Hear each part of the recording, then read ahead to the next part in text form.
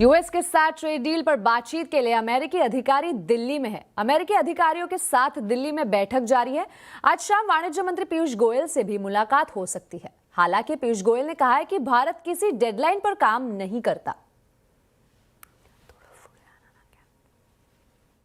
United states of America की team मंगलवार से भारत में है और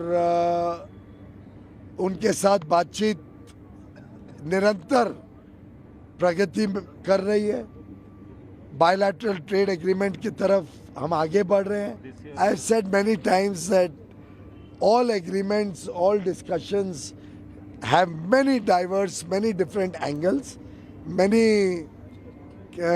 dots have to be connected, and we never negotiate deals with deadline. और इस मामले में ज्यादा जानकारी लेते हैं अपने सहयोगी लक्ष्मण रॉय से। लक्ष्मण जी, अमेरिकी अधिकारियों की टीम ये भारत दौरा कितना अहम है? इस बार अमेरिकी अधिकारियों के साथ ट्रेड डील पर जो बातचीत हो रही है वो कई मायनों में काफी महत्वपूर्ण है।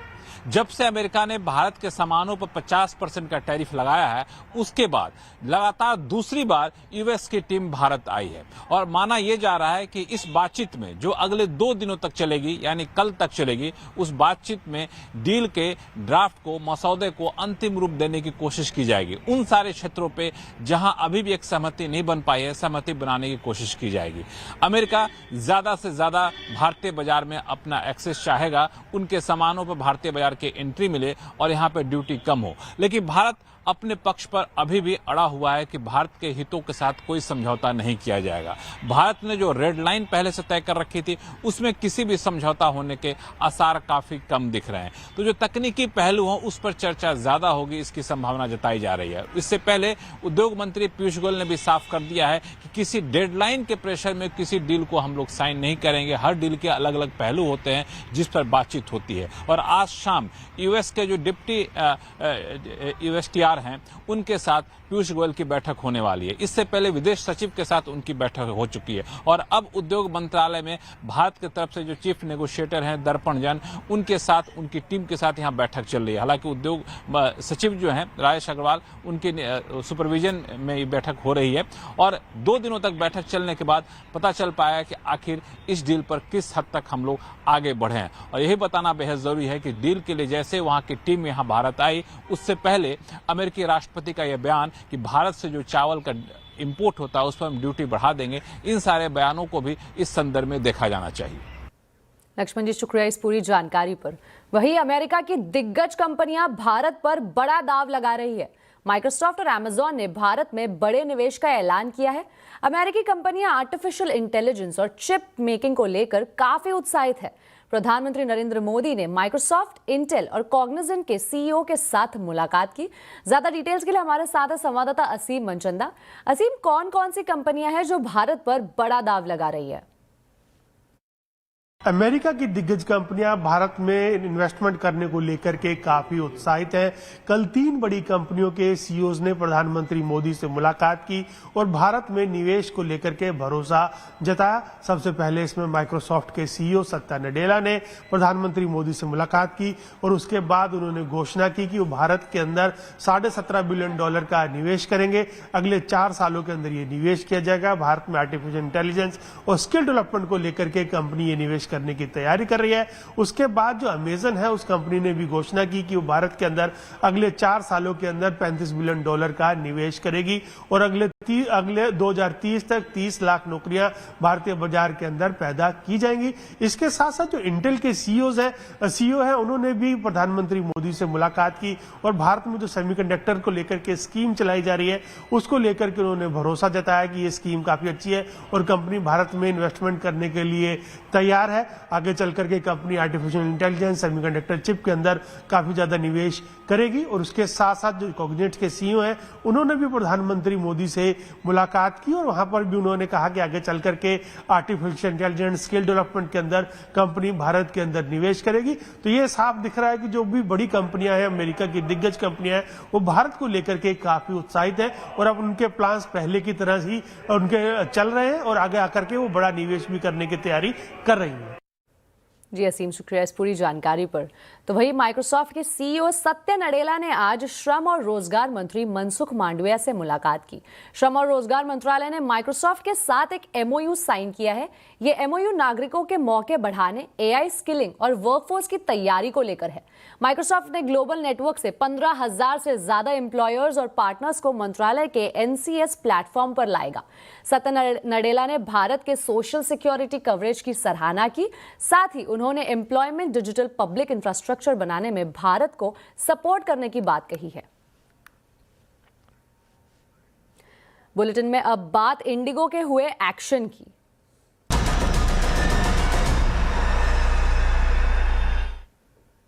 इंडिगो के खिलाफ सरकार ने एक्शन तेज कर दिया है। सरकार ने इंडिगो की 10% उड़ानें घटाने का आदेश दिया है। वहीं डीजीसीए ने देश भर के एयरपोर्ट्स पर तुरंत ऑन साइट जांच के आदेश दिए हैं। आज शाम 5 बजे तक इंडिगो को रिवाइज शेड्यूल जमा कराना है। इधर इंडिगो के सीईओ ने डीजीसीए से 1 दिन की और मोहलत मांगी है। क्या है पूरा अपडेट, जानते हैं संवाददाता रोहन सिंह से।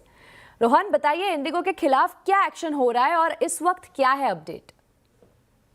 जी, सबसे पहले तो मैं आज जो स्थिति है उसका अपडेट दे दूं आपको। लगभग 400 से थोड़ी ज़्यादा फ्लाइट्स आज कैंसिल हुई हैं। हालांकि जो ऑन टाइम परफॉर्मेंस है वो 85% से ऊपर है, तो उसमें सुधार काफ़ी ज़्यादा दिख रहा है। स्थिति बेहतर हो रही है। इंडिगो की तरफ से कहा गया है कि जो स्थिति है वो लगभग नॉर्मल है। आज की जो डेडलाइन थी वो रखी गई थी और अब जो है काफ़ी हद तक चीज़ें, चाहे वो रिफंड हो चाहे वो बैगेज हो, दोबारा से नॉर्मल की तरफ बढ़ रही है।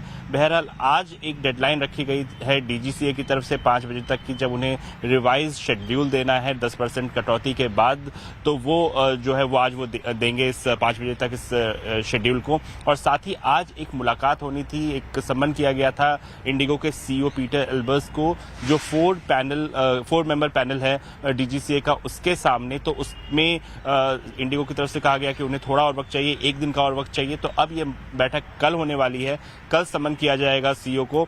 लेकिन साथ ही बहुत सारी डिटेल्स मांगी गई है इंडिगो की तरफ से, मसलन कि आपने अब तक ऑपरेशन को दुरुस्त करने के लिए क्या क्या किया, आपने लोगों का रिफंड कितना दिया उसका पूरा डेटा दीजिए, आपने कितने बैगेजेस को वापस किया उसका पूरा डेटा दीजिए, नेटवर्क सुधार करने के लिए आप क्या कर रहे हैं ये बताइए। साथ ही FDTL नॉर्म्स आगे उसका उल्लंघन ना हो इसके लिए आप क्या कर रहे हैं, क्रू हायरिंग का आपका क्या प्लान है। तो ये सारी डिटेल्स मांगी गई है, कल तक उन्हें जमा करना है। जब पीटर एल्बर्स मुलाकात करेंगे तो साथ ही इन्हें ये भी जो है जमा करना है। लेकिन साथ ही कुछ डेवलपमेंट्स डीजीसीए के लेवल पे हुए हैं। डीजीसीए ने अधिकारियों को कहा है कि अलग अलग एयरपोर्ट्स पे जाए और वहाँ की निगरानी करें, वहाँ देखें कि जो चीज़ें हैं वो काम हो रही है कि नहीं, पैसेंजर ग्रीवांस सिस्टम काम कर रहा है कि नहीं, खासतौर पर इंडिगो का जो कहना है कि वो कम्युनिकेट कर रहे हैं समय पे, वो हो रहा है कि नहीं। साथ ही एक और चीज की गई है कि एक 8 सदस्यीय टीम बनाई गई है डीजीसीए की तरफ से, जो पूरे इंडिगो के ऊपर ही मॉनिटरिंग करेगी और उसमें से 2 ऐसे मेंबर रहेंगे जो इंडिगो के कॉर्पोरेट ऑफिस में बैठ के देखेंगे कि किस तरीके से चीजें जो है बेहतर हो रही हैं। तो कुल मिलाकर निगरानी बढ़ाई गई है और साथ ही चीजें जो है पहले के मुकाबले थोड़ी ज्यादा नॉर्मल होती दिख रही हैं। शुक्रिया रोहन इस पूरी जानकारी पर। साथ ही हम आपको बता दें कि इंडिगो मामले में दिल्ली हाईकोर्ट ने केंद्र सरकार की खिंचाई की है। कोर्ट ने केंद्र सरकार से पूछा कि बताइए अपने दूसरी एयरलाइंस को किस तरह से किराए बढ़ाने की अनुमति दी। कोर्ट ने सरकार से पूछा कि आपने ये मामला यहां तक पहुंचने ही क्यों दिया। पूरी डिटेल्स बताने के लिए हमारे साथ जुड़े संवाददाता असीम मनचंदा। असीम, क्या कहा है दिल्ली हाईकोर्ट ने इस पूरे इंडिगो के मामले पर? इंडिगो मामले में यात्रियों को जो असुविधा हुई है उसको देखते हुए दिल्ली हाई कोर्ट ने इस पूरे मामले का संज्ञान लिया था। आज जब इस मामले की सुनवाई हुई तो जो हाई कोर्ट है उसने केंद्र सरकार को फटकार लगाई।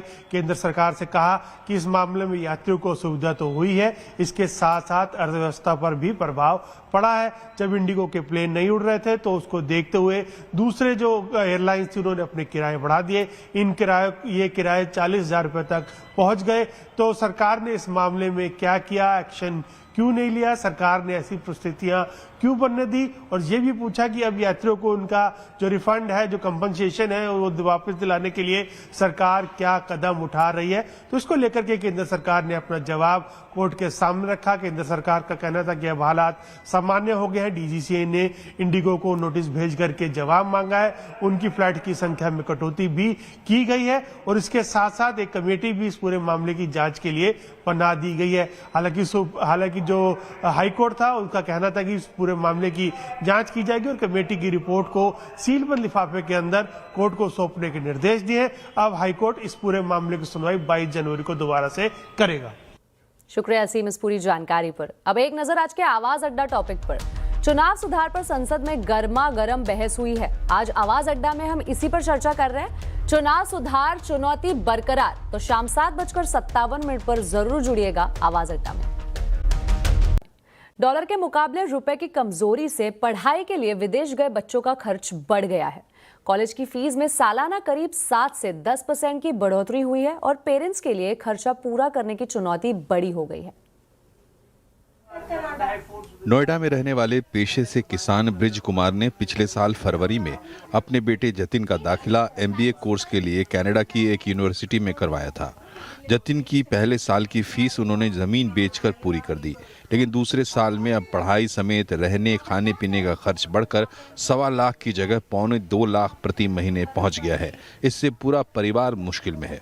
अब जो है हमने उसके बच्चे के लिए पढ़ाई के लिए हमें तो अब पूरा कोर्स करवाने हैं, गोल्ड लोन भी लिया है इस बच्चे के लिए, और हम किसान लोग हैं और घर से खेती बाड़ी का जो भी आता है उसे अपना पहुंचा रहे हैं जैसे तैसे करके। पापा ने उनको भेजा है तो हमें एक प्रॉपर्टी अपनी सेल करनी पड़ी इस चक्कर में, क्योंकि हम लोगों को उसको GIC भी देना था, उसका ऑफिस, उसका जो कॉलेज का फीस है वो भी देना था, तो उन सबके सर्वाइवल के लिए पूरा करना पड़ा हम लोगों को। यही हाल ग्रेटर नोएडा के दनकौर में रहने वाले रामवीर तिवारी का भी है, जिनका बेटा आकाश एमटेक की पढ़ाई के लिए पिछले साल अगस्त में अमेरिका की न्यू जर्सी की एक यूनिवर्सिटी गया है। स्थिति तो डॉलर का वो गिर गया ना, हमारा पैसा कम हो गया। हाँ, तो लोड ज़्यादा पड़ रहा। पहले 1.5 लाख रुपए देते थे, अब जो 1.5-2 लाख रुपए देने पड़ते हैं हमें। कुछ में थोड़ा बहुत वो अपना करता है इधर उधर का काम, तो उससे अपना खर्चा पानी निकालता है। ओवरसीज एजुकेशन और इमिग्रेशन कंसल्टेंट्स के मुताबिक सिर्फ अमेरिका ही नहीं बल्कि कनाडा, ऑस्ट्रेलिया और यूरोपियन देशों में पढ़ने का खर्च पिछले 1 साल में लगभग 7 से 10% तक बढ़ गया है।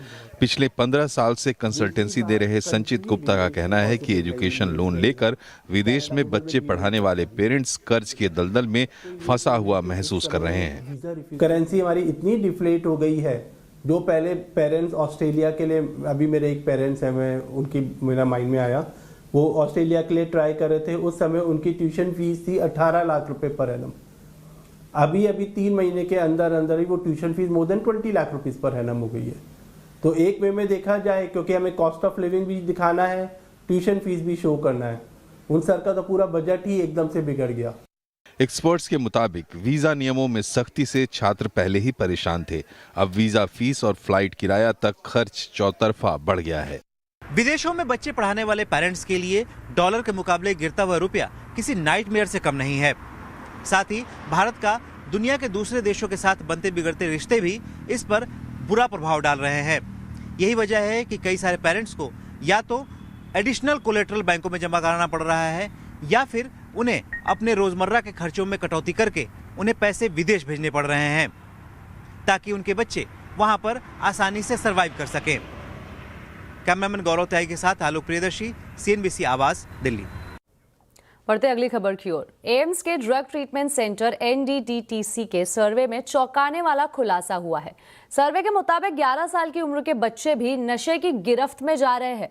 10 शहरों में हुए स्कूल सर्वे ने बच्चों में नशे की बढ़ती लत पर चिंताजनक तस्वीर सामने रखी है। ज्यादा जानकारी इस पर दे रहे हैं रोहन सिंह।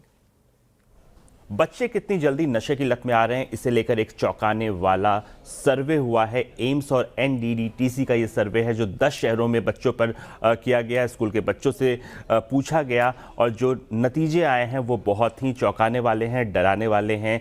11 साल की उम्र में भी बच्चे नशे की चपेट में आ रहे हैं। जो औसत उम्र है जब पहली बार किसी बच्चे ने ड्रग लिया है वो 12.9 ईयर्स है।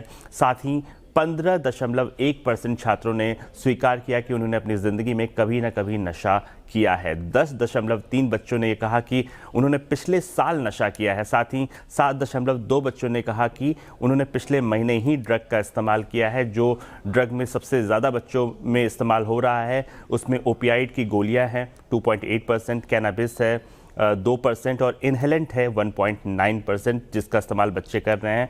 लड़कों में पाया गया कि तंबाकू और कैनबिस का इस्तेमाल ज़्यादा हो रहा है, जबकि लड़कियों में इनहेलेंट फार्मा ड्रग का इस्तेमाल ज़्यादा पाया गया। साथ ही इसमें एक और चौंकाने वाली बात सामने आई कि कक्षा 11 और 12 के जो बच्चे हैं उसमें ड्रग का इस्तेमाल बहुत ज़्यादा तेज़ी से बढ़ा है। साथ ही इसके बैकग्राउंड में एक और चीज़ बच्चों से पूछी गई तो पता चला कि लगभग 47.52% बच्चे ऐसे हैं जो कि किसी न किसी तरह का मानसिक तनाव या स्ट्रेस झेल रहे हैं। ये सर्वे एक आई ओपनर है और कहीं ना कहीं इस पर अब एक्शन लेने की ज़रूरत है।